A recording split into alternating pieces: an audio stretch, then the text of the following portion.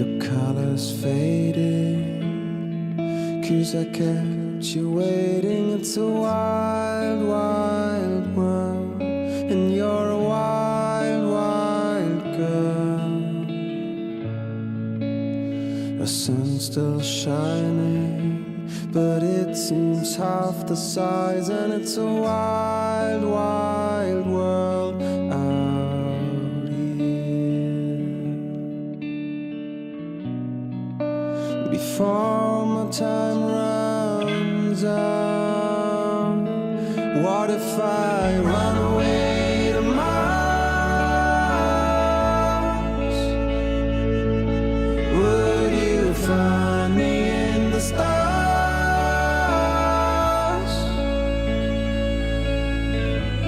Would you miss me in the end if I run out of oxygen? When I run away to Mars,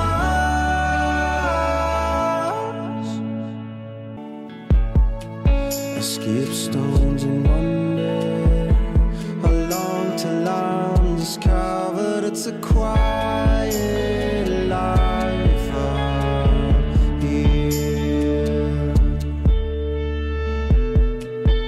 Before my time runs out, what if I run away to Mars? Moving on next to Mars, this could be a book, but I will try to keep it to not a book. Mars used to be a moon of Tiamat, also known as Maldek, which is the planet that is now the asteroid belt. We will talk about that in a minute, but it used to be very Earth-like, oceany, jungly, inhabitable. It is still loosely, very loosely fits the definition of habitable, but it is certainly not hospitable or nice. And you can't really breathe the air without a mask, unless you're literally just sitting down. Except in some places where there is dense foliage, and that kind of makes up for it, because, you know, plants put off oxygen, so that makes it a little bit better. And it is very cold. Nowadays, it was starting to get back on its feet after the Orion Wars, which is when Tiamat was destroyed, Mars was nuked and lost its atmosphere, or lost most of its atmosphere, and all of that. It was starting to get back on its feet before 1945. The date was, I believe, exactly May 28, 1945, when the Germans fleeing Terra showed up and annexed Mars in its entirety, and began the period between 1945 and 1990, so 45 years of civil war, sectarian violence, Cold War, and genocide that the indigenous of Mars now refer to as the Black Terror, when the Germans assaulted cities and everywhere that they wanted for themselves, killing untold numbers of people, both the indigenous human Martians, who they killed about 70% of, as well as the Martian sectoids, or Martian mantids, which are more ant-like than mantis-like, but people call them mantids. They killed about 30% of them, and they killed about 15% of the Martian indigenous raptors, which were very much like the ones in Jurassic Park. They destroyed not only cities, they destroyed many holy sites. They forced the extinction of numerous cultural practices, such as, not being nomadic. They made the Martian indigenous nomadic because they kept coming in and taking over their territories.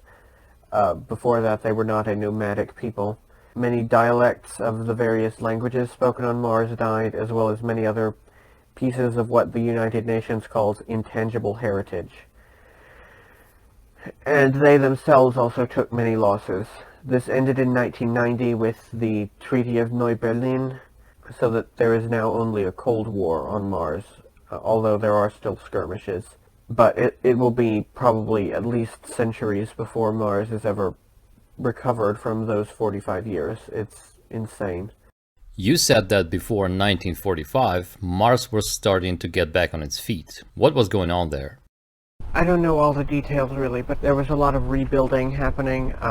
Martian indigenous humans were beginning to rebuild like actual cities rather than just settlements. The mantids were regaining a lot of influence, and they still are to an extent, but nowhere near to the point where they had been.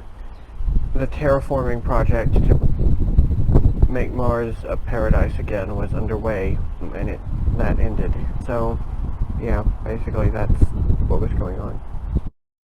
What do we know about the human contacts with the Martians prior to 1945, both in recent era and in the ancient times?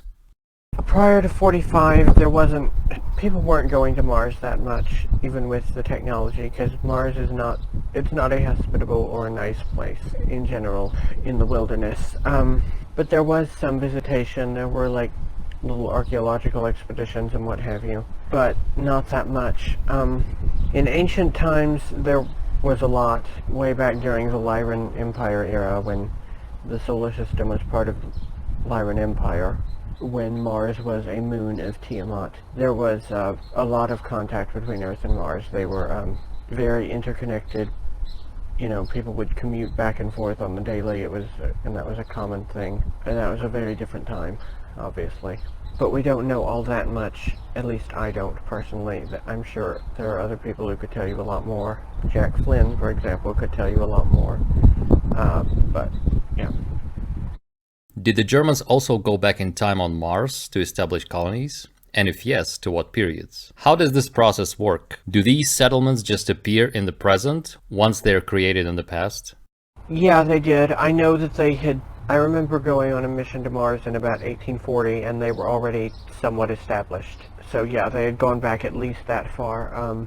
But that was after the war and everything that they started doing that. It's confusing. You'll go insane if you ask those questions too much. How does this process work? Do these settlements just appear in the present once they're created in the past? Yeah, pretty much. They have a chronovisor-like thing.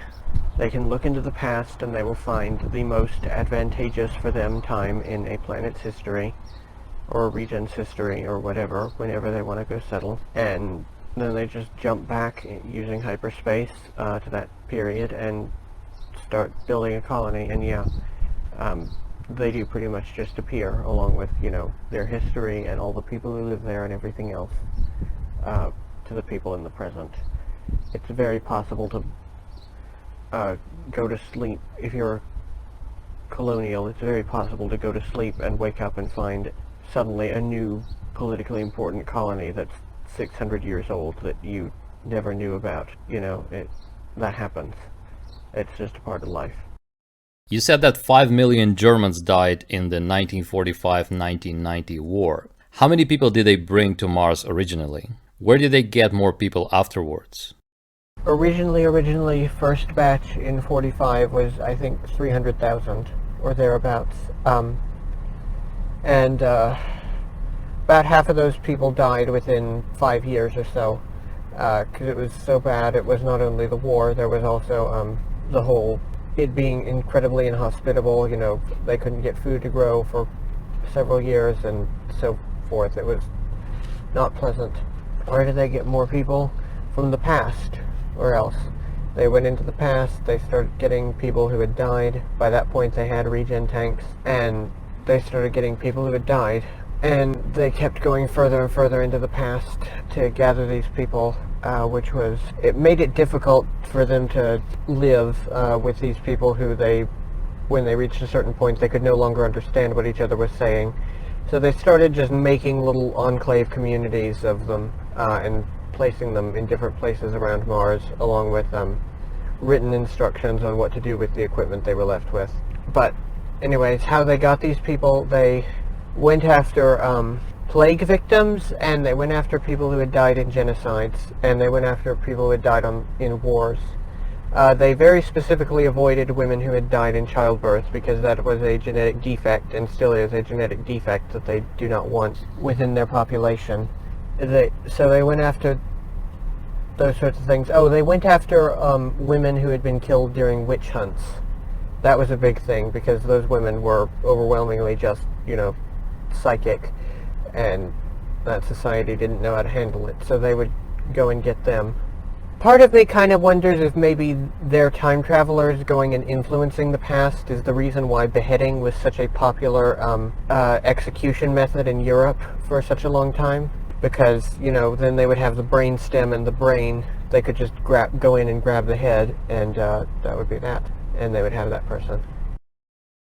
Do you know about the American and Russian soldiers and workers that Germans received yearly under a treaty with the Earth elite? Where did these people go? I think you're probably talking about the brain drain. The brain drain people, for the most part, went outside the solar system, or some of them wound up on Titan, but most of them wound up on Centurion, Vega Prime, and various and sundry other luxurious planets. They didn't really wind up on Mars. Soldiers wound up wherever they were needed after being enhanced, of course. Plenty of them wound up on Mars, although Russians I don't think wound up on Mars very much for whatever reason, I don't know. But I don't recall seeing very many there. Most of the Russians I remember seeing were on ships or doing colonial security in places here and there. So I guess that answers that. I thought the Draco leased some of the Martian territory to the Germans. What was the Draco's reaction to their appropriation of the whole planet? Oh, they were fucking fuming about it. They were really angry. And yes, you're correct. They did only lease parts of it, but the Germans showed up, and being what they are, they said, everything the light touches is our kingdom, or whatever, to make a Lion King reference.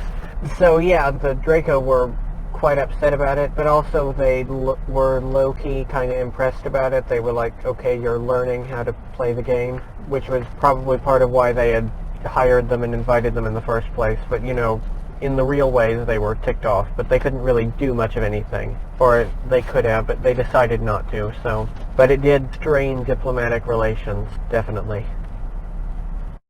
What was the indigenous Martian civilization like prior to the war? What was your experience with them? Okay, prior to the war, well, if you go into ancient history, they were a thriving spacefaring civilization up until probably about 10,000 years ago or so, when there were various things which went down that caused them to lose their technology, and they were very slowly recovering from that until the war, and the war decimated their population, and it forced them to become nomadic. They had never been nomadic before that, but that's a whole other story. Their language, yes, it is basically Sumerian, although it's evolved quite a lot, of course, in the intervening years, so it's kind of similar to Hungarian, but it's also tonal. We'll probably never know whether the original Sumerian was tonal or not, because, there's no one alive who speaks it in the way that people spoke it back then. But there are 12 tones. 12. Yeah, if you thought Mandarin was hard. Yeah. Their writing, I've not come across any writing on Earth that looks exactly like it. The closest I've seen is actually the Manchu script, but even that is still not that close. I do know of a person who writes in it on occasion. Somewhere I should still have one of the texts that she wrote out. I translated it actually for her. Which is interesting. I can read it, but I can't speak the language anymore. But I can still read it for whatever reason, I guess, because visual memory. What cultural similarities did I share with the Terrans? I guess their closest cultural relatives would be probably some of the Native American tribes, and possibly some of the people of the very ancient Middle East. I'm sure of that, actually, because of their artistic style is very ancient Middle Eastern / Egyptian. What was my experience with them? It depends. At times we were fighting them, but there were other times where I was being friends with them. I would, on occasion, for diplomatic reasons, go live with them for a time, particularly when I was learning their language. I went to live with them for probably 8 months. 8 Martian months, I should say, which is actually quite a bit longer than 8 Earth months. And they were quite decent people, I found, albeit they weren't all that trusting of me or of other colonists, but they were loosening up a little bit. I remember their food was pretty decent. They grow berries underground. They have some method that no one has ever been able to quite figure out of growing fruit, certain fruits underground that do not naturally grow underground. And so they had good fruits. They They cook and eat the spiders, which is unfortunate because those spiders are sentient, but they cook and eat them, and they are quite delicious. They taste like lobster. So they do have some technology. They have like crystals, little crystal pyramids. They never lost that technology for whatever reason. And those will store information forever, literally forever, because, you know, crystals don't go bad. At least those types don't.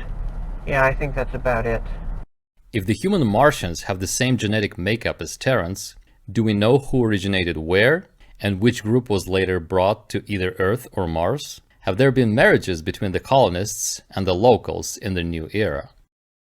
As far as people have been able to determine, like archaeologists, real archaeologists and like SSP archaeologists who have access to both Earth and Mars, humans were on Earth slightly first. However, the Anunnaki immediately started taking them to Mars for slave labor, further slave labor. So yeah, that answers that part. Have there been marriages between the colonists and the locals in the new era? Do any of them get integrated into the colonies, or the colonists go over to their settlements to live? More for the first one than the second one. They'll let you live with them for diplomatic purposes, but if you marry one of them, it's culturally expected for that person to leave, rather than for the colonist to move in with them. But yes, there have been marriages between colonists and indigenous Martians. It's not common by any stretch, because they're still not very likely to meet. In fact, they're probably even less likely to meet after the war because of how segregated society has become. But like, there's no laws against them marrying, so it does happen. What other human and non-human races on Mars are known, besides the dark-skinned humans, the insectoids, and the raptors? Those are the indigenous ones. There are plenty of other people who have set up shop on Mars. Of course, there's us. There's also a Draco community. There's an Anunnaki community. There's a sizable Rigelian community, interestingly. Let's see. There's a lot of Imperial Mantids. Imperial Mantids, of course, being the ones who look like praying mantises, not Mars Mantids. Okay, yeah. Are the spiders a separate and sentient race that had their own territory? They're essentially the guard dogs of the Mars Mantids. They engineered them to be that. They are a little bit sentient. They are more sentient than our dogs, certainly. But no, they don't have their own territory, and they don't have any independence. They're basically cattle. Although there are feral ones who have, escaped as animals will, and have gone out, but they don't have territory as such. They're just wild. What prominent German and other groups' colonies can be mentioned on Mars? What is the population in some of them? Can you generally describe the one that you're most familiar with? The main German one is Neu-Berlin, which is underneath Olympus Mons. It has a population of about 2 million people.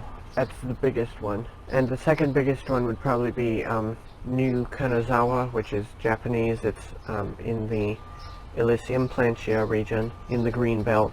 It has a population of about 1.25 million. Martian colonies are generally quite small, usually around less than 50,000 in most of them. There are Argentine colonies near the German ones. There's at least one Taiwanese colony. I don't know the names of these places. It's all visual, but I do know they exist. The one I'm most familiar with would be Neu-Berlin, because I've lived there a few times. It's basically just a very cyberpunkish city. However, the center of it is a replica of Albert Speer's vision for what he would have turned Berlin into eventually. And they also kept some of the old buildings, so it's a mixture in the center. Around the edges is where people live and everything.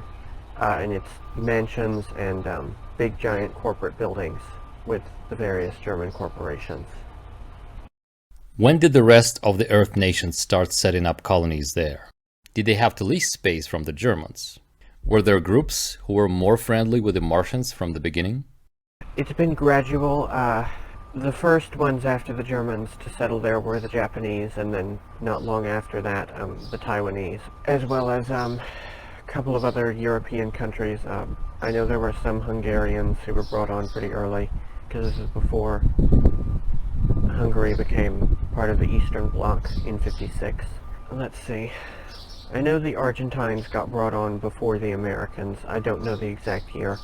The Americans got brought on in 53, and with them came all the NATO countries, pretty much, as well as some other prominent Western Bloc countries, such as South Vietnam, Australia, etc. In the mid-50s, going up through to the early 60s, they were bringing on Western Bloc countries in droves, who then all immediately, well, not all of them, but a lot of them then immediately left Mars to go to somewhere less unpleasant and settle. The Eastern Bloc countries started in probably about 60 or 61. Trying to remember. Yeah, thereabouts is when Russia, Poland, and so on started coming on board. And yes, they all had lease space from the Germans and give them a quota of personnel, which is part of why they started leaving Mars pretty quickly, because they didn't like having to give up their people as workers and what have you. Were there groups who were more friendly with the Martians from the beginning? Yeah. Of all people, the Argentines. It's hilarious, you know, the one country that's really good at pissing people off was, for whatever reason, got along really well with the Martians. What is the relationship between the Earth corporations and the Mars Defense Force with the Germans on Mars? Okay, the Mars Defense Force is the Germans. Märzische Heimscheld. Mars Defense Force is their little American auxiliary. There is no independent organization known as Mars Defense Force. And if people think that, then they are lying to themselves, or they have been duped, in my opinion. I try not to ever claim that I'm right about anything, so I'm just going to say that's, from what I've seen, that's how it looks to me. But between the Earth corporations and the Germans, that's kind of a weird one. They're kind of like the mafia, I guess, where it's like, you stay on your turf, we'll stay on ours, and no one has to get hurt. But the minute anyone crosses any lines, they immediately get into massive fights. That's how it usually goes down. So, but yeah, and there are some that they work closely with, such as Arasaka Robotics, and they work closely with Mars Corporation, the food company, which is actually secretly headquartered on Mars, the planet. And that's where Mars bars originate from. You know, everybody's favorite candy, I guess. Which is funny. Which is interesting when you think about it, actually, because, you know, why was it ever a Mars bar? Well, because it comes from Mars. They work closely with those guys, but otherwise it's a mafia-ish kind of arrangement. What is the Olympus Mons Treaty of 1990, and what are its main stipulations? Has the treaty been duly adhered to? The Olympus Mons Treaty of 1990 is what ended the Black Terror. Its main stipulations are basically that everyone gets their own territory, which cannot be impeded on Mars, and that they are free to pursue their own destinies, I believe is the exact language that was used. So, has it been duly adhered to? For the most part, except for against the Mars native raptors. People just really hate anything with scaly skin. I don't agree with that. I think it's frankly kind of disgusting, but that is the general attitude. So the Mars raptors are still being killed off. Much more covert now, but it's still happening. You said that the treaty ensured that all sides would be exempt from prosecution for genocide. Which authority would implement such prosecution? Were there any third parties / organizations mediating the treaty? Were any other Earth nations among the signees? Were there Draco or any other races among the signees or guarantees of the treaty? The Draco Empire was the one mediating the treaty because Mars is their territory. Even though they kind of don't really give a shit what goes on there, they also sort of do. It's complicated, but because it is still on paper their territory, they were the ones signing or overseeing the signing of the treaty. Oh, and by the way, the Draco would also be the one to implement any prosecutions. Yeah. And were there any other Earth nations among the signees? Yeah, Argentina was there. There is, I've mentioned earlier, there is a pretty big Argentine community on Mars. The Japanese were there. Let's see, the Americans were there. At least some faction of Americans were there. What else? I remember that the Vietnamese were there. The Vietnamese Breakaway group, which is South Vietnam in space. It's no connection to the Hanoi government. It's the Saigon government. I think that about covers it. Do you know of any politicians from Earth that played a role in the Martian affairs? Were there any Nazi leaders that moved to Mars after the war? I know the Clintons were involved. The Clintons were involved heavily. There are even like songs about it from resistance fighters or from Germans about how awful the Clintons were. They showed up in probably the late 70s or early 80s with Raytheon as the various corporations were getting involved. Let's see, there are plenty of celebrities and politicians who secretly have investments or whatever with some of the various corporations. I know that there is a certain rather far-right nutjob senator from Florida known as Matt Gaetz. I know he has a tie-in to one of the companies. I'd have to go back into my notes and check, but he has a tie-in to one of the corporations, and I know he was seen on Mars occasionally. There were people who were probably European politicians based on like how they dressed and everything. I just don't know European politicians very well, but I would see them on delegation ships coming and going, and you could kind of tell what someone was by how they dressed. And so they were politicians, and they were, I'm pretty sure, Europeans, but I don't know their names. Oh, and did any Nazi leaders move there after the war? I believe that one of the children of the Goebbels family who was supposedly killed, the boy, the youngest, I know that he moved there after the war ended. Has there been any friendly exchange and/or cooperation between the Germans and the Martian races since the Olympus Mons Treaty? Plenty. They've been trading technology. I already mentioned how people at the diplomatic school are now going to live with Martians, Martian indigenous humans for a while to learn their language, and they would only even need to do that if these Martian indigenous humans were politically relevant now. So, yeah, there's been cooperation and friendly exchange. Can you talk about the diplomatic school? What did Heinrich study? What was his life like there? Were there only German students at the school? Is this where their foreign ministry is located? It was an add-on to the Universität Marxische Heimscheld. Yeah, that's a mouthful. It's near Neu-Berlin. It's at the base that Penny refers to as Aris Prima. I don't remember that name, but I don't remember any name, so I will go with that being the correct name. And compared to military schools on Earth, certainly, it's actually fairly luxurious. Even for like the infantry people, it's pretty nice. You get like very generously sized bunks, or if you have a patron or if you happen to be rich, you can get a private room, but that's not common. Although you can rent out a room for an hour or so to be with your significant other. So, his life was pretty alright. What it looks like a very futuristic university. There's a lot of glass and chrome everywhere. There's a lot of VR learning and stuff like that, and it's comfortable. They spared no expense on that school, and it is kind of the flagship school of the entire SSP, which answers the next part of were there only Germans at the school? God, no, it was huge and international. Is this where their foreign ministry was located? No, the Germans' foreign ministry is located on Centurion. They would not put it on what is still, in spite of improvements and everything, still a pretty impoverished wasteland of a planet. They put it on their flagship planet. And, what did Heinrich study? He studied diplomacy. How to talk to people, how to be good at it, how to protect yourself, how to protect your nation, how to get along with people who you have absolutely nothing whatsoever in common with, and also about different species and how to get along with them. Some of their languages sometimes, although not usually. He would usually fall back on telepathic contact, and also, if need be, how to kill them. That was what Heinrich studied, was aliens, pretty much. If Mars is so inhospitable, what would be its main strategic and economic significance for so many groups? What are some of the major industries on Mars? To put it bluntly, it's a bit of a dick measuring contest.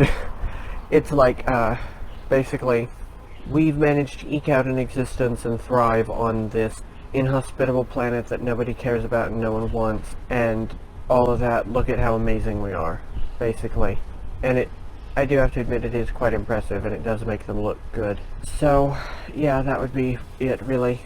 And also there are a lot of ancient sites there. A lot of ancient sites that are still pretty off the books, so it's not that hard to find a new one and keep it to yourself and loot it and everything. What are some of the major industries on Mars? Gun production is a huge one, as well as food production, interestingly enough. Several, actually, Earth companies have offices on Mars. We've mentioned Mars Corporation, also Mondelez. The company has some there. It's also where they make food replicators, which are made by Mondelez. So they also do make some movies there, but it's not really the main thing there. The main movie-making place is New Atlantis. What are some of the major cultural and historical sites on Mars? Are there pyramids or other ruins with names that everybody knows about, like Giza or Teotihuacan? There are, I just don't remember the names. But yeah, there's a major site of pyramids that were built by the people from Tiamat back when it was still around. There are a number of underground cities that were abandoned by the indigenous and have since been basically just left intact pretty much and are now becoming tourist sites. Is anyone working on restoring and preserving the Martial cultural heritage? I know there's a couple of German NGOs who are doing that, and I think there's at least one Japanese NGO doing that, and there are other groups of the indigenous who are doing that to restore some of their stuff. Oh, one site I do want to mention, a little bit north of the equator, I can't remember the name of the region, but it's a pretty big area, several hundred square miles, that is, or was, a massive, massive ship graveyard for ancient alien craft that parked out in the desert and were just kind of left there.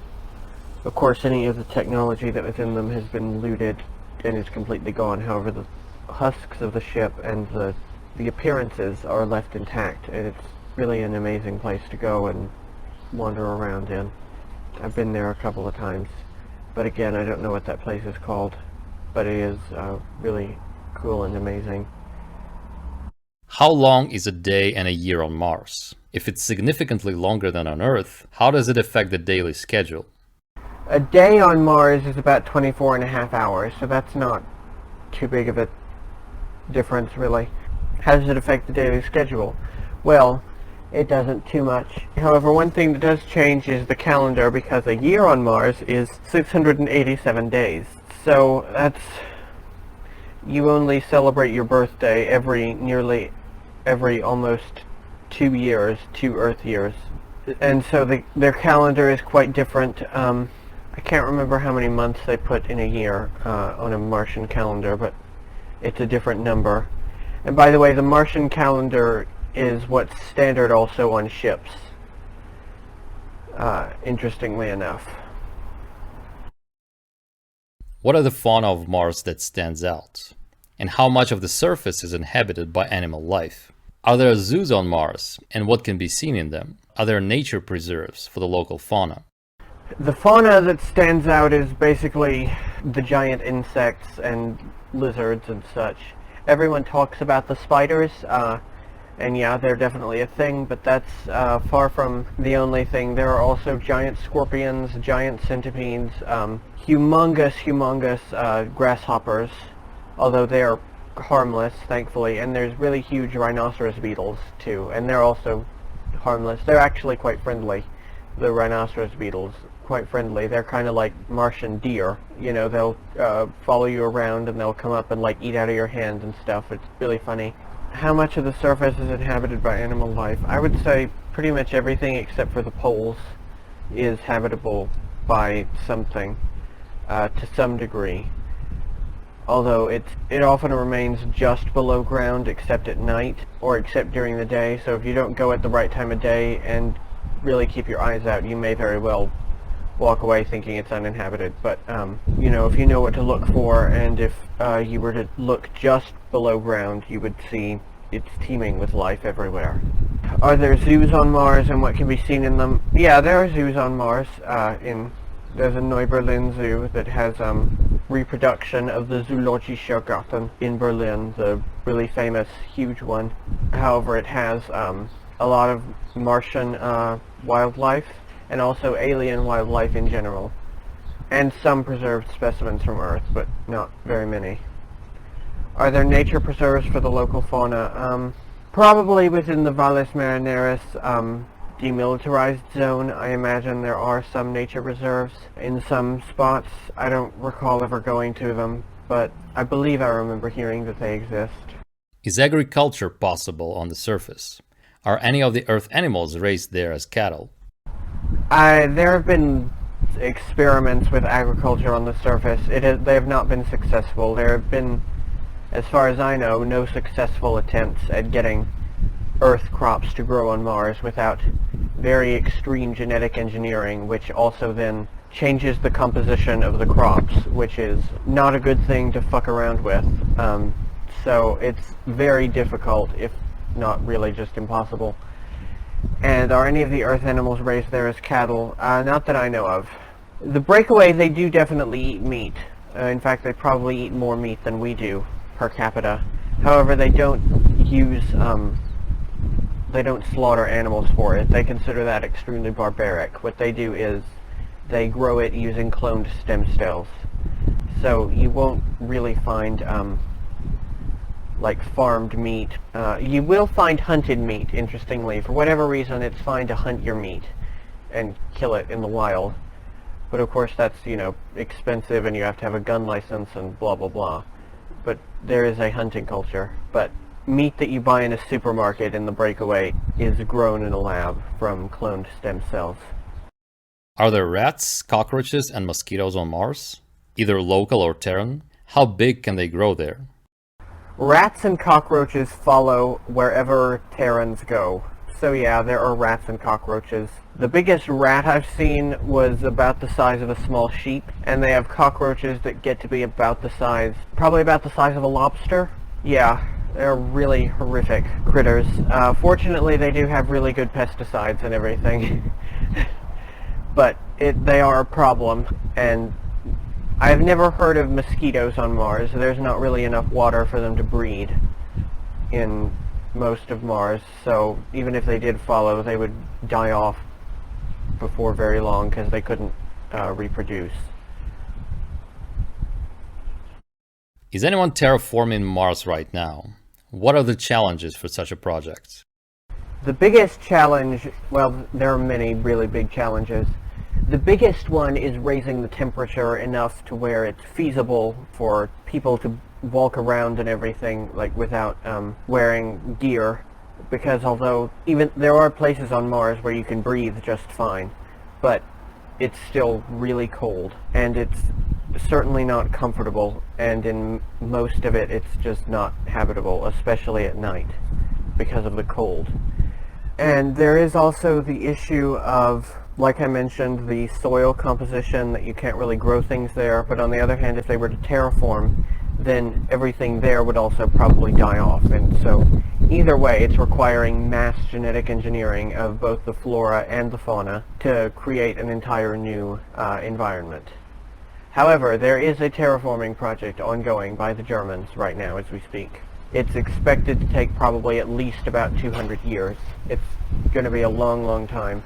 Why they don't just send people back in time 200 years and wake up tomorrow and find Mars like a paradise, I don't know. Maybe there are legal ramifications where they can't just do that, or something. Who knows? But yeah.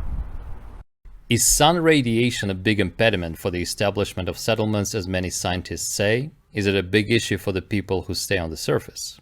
Is it possible to open a hotel or a restaurant on the surface, for example? No. No to the first part. That's one of the big lies we're told about Mars, is that it doesn't have a magnetosphere. It has a magnetosphere. If anything, it has less radiation because it's further away from the sun. That's not really a problem. Is it a big issue for the people to stay on the surface? No, really, no. Is it possible to open a hotel or a restaurant on the surface? Yeah. Yeah, you can do that. There is a pub on Mars that I'm quite fond of. It's called the Glass Hub. kind of a lame name, but I am quite fond of it. It'll be in the book, by the way. And yeah, there are hot spring resorts and stuff in Valles Marineris because there are hot springs around there. Okay. What travel tours are offered to the visitors on Mars? What do people come to do there? They come to do all sorts of things, actually. A lot of people come, I just mentioned the hot spring resorts. A lot of people come to do those. A lot of people come to go to ski. That's a big business, is skiing. And skiing is more fun and probably somewhat more dangerous in the lighter gravity. People come to do a lot of adventure tourism in general, just out in the wilderness. And historical tourism is a big thing because of the various ruins and such. So yeah, you can do almost anything unless you want to go to the beach. Then you have to go somewhere else. And lastly, was the three-breasted hooker on Mars from the movie Total Recall part of the soft disclosure? Are there mutated humans like that? Yes, but that's not Mars specific. That's a breakaway thing in general of making, in the brothels you will find really freaky, genetically modified women. And men, you know, for, you know, whatever you want. Yeah, that's a thing. But it's not Mars specific. Starting with some of the pictures, here we see some images of what Mars may have looked like in 45 when the ships started arriving. You can see down below the birds flying by and all that, and it looks quite peaceful. And here are these ships showing up to fuck all that up. And that they did. Here we see two soldiers walking in what looks like early morning light on the surface, judging by the style of guns, probably fairly early on in the occupation period. And also these are not super up-to-date suits either, so fairly early is what I would imagine the artist was inspired by. Whether they knew that or not, well, we'll probably never know, because I don't know who the artist is. But this is what these patrols looked like. Here we see one of the early images of modular living on the surface. As you can see, from the 40s or 50s probably. As you can see, the family are all wearing their suits because they had to wear their suits pretty much at all times. In that period, they had not yet realized that they needed to build underground. And you can see they're trying to eke out an existence. It's not exactly super hospitable, but they're trying, and this is what it would have pretty much been like. Here we see an early attempt at building a city on the surface. This would not have lasted long. It would have been, especially since you can see there is a force field attempt, but it was quite crude in those days, in the 40s or 50s. And so eventually the realization that they could not build any cities on the surface and have them last is what made them finally start looking to the underground. Here we see an image of an early underground settlement. You can see a lot of it has been carved out quite a long time ago. They did not build most of this stuff that was underground. It was cleared out of the indigenous, or the indigenous were cleared out of it. And they started moving in their modern implements. You can see it's still kind of rough and ready, let's say, but it was an improvement. You know, people could walk around it outside and breathe, and so this was an improvement. This would have probably been what it would have looked like in the late 50s or early to mid 60s. This is a not bad recreation of the Martian indigenous raptors, although they're a bit smoother than this picture makes them look, but it's still pretty decent. They are the people who've probably been the most persecuted, but they've also put up the most of a fight in all this. They're the only people who their end of the treaty has not been honored at all. They are still being used for target practice by both the Americans and the Germans. In spite of what some people will tell you, the Americans are not the only people who are guilty in this case. But there's not actually a ton known about these guys. They're very territorial. They don't let other people in much for what I think are pretty understandable reasons. Here we see some pretty remarkable plant life.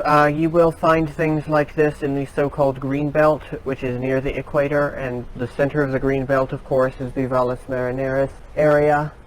In total, it's about the size of Australia, so it's quite huge, actually, in proportion to Mars, and you can clearly see it on many satellite images of Mars. And you do indeed find these trees, or ones very similar to this. I don't know what their proper name is, of course. But yeah, there is really incredible beauty and greenery in some places. This is pretty much what the entrance way to the Neuberlin Volkshalle looks like. You can see it's megalithic. In fact, it's probably more than megalithic. It might be even like, what's the next size up from megalithic? Cyclopean in size. That's a new word for the day, cyclopean. So this is what the entryway looks like. This place was erected more or less at the end of the war. Here we see what looks like some teenagers perhaps trying to race their car up some sand dunes, you know, living normal life. This is a thing that does go on Mars, and which went on even during the war. You know, normal life happened just the same as it always has. People don't really change in that aspect. Here we see an individual coming in to inspect a settlement or city, wearing hazmat gear, by the way, which has been devastated by weaponry, probably either nuclear or chemical weaponry or simple bombs of some kind. Things have grown in, which is indicative of they usually wait 6 months to a year, depending on what weapon they used, before they come in and examine a settlement again. So this is, during the war, this would have been a very typical scene. Here we see some of the lightning storms on Mars. What's not commonly known is that it does indeed sometimes look like this. There is a phenomenon which is still not entirely understood, but it causes the lightning to contort and flex itself and form itself into these really remarkable shapes, just like in this image. It's really quite something to see sometimes. This looks a lot like that ship graveyard I mentioned earlier. I was quite shocked when I found this. But I talked about it earlier, so I don't need to really describe it too much again. But this is a not bad representation of what it looks like while you're there. Although the ships would be even larger and more alien looking for the most part. This is the closest I could get the AI to representing the signing of the Neuberlin Treaty in 1990. It would have been much bigger, of course, much more people. There would have been indigenous Martian humans and reptilians present. But this is not terrible, all told. It was indeed signed on the surface like this, actually, with the Germans wearing their environment suits, white ones to symbolize peace, just like in this picture. So this is what that would have looked like, and that finally ended the Black Terror.